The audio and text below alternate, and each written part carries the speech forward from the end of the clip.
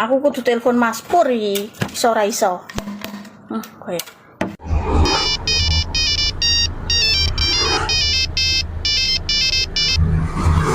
Halo Mas Pur. Halo Jem, ana apa? Aku meteng Mas. Lah, meteng kok ngomong aku iki apa urusane? Tenane. Lho kok iso tenane to? Yo tenan Mas, mosok aku acting. Lah apa wis mbok tes kehamilan kok iso meteng? Wes tak tes kehamilan, garisnya 5, kayak gak terima meteng, muteng aku. Alah, paling kok koyo meteng karo Wito kuwi.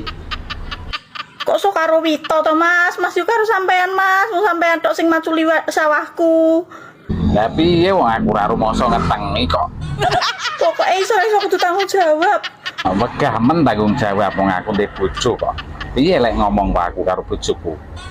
Yo mbok piye carane to sampean ngomong ning bojone sampean kok aku wis kadung ngisi ki wetengku kok.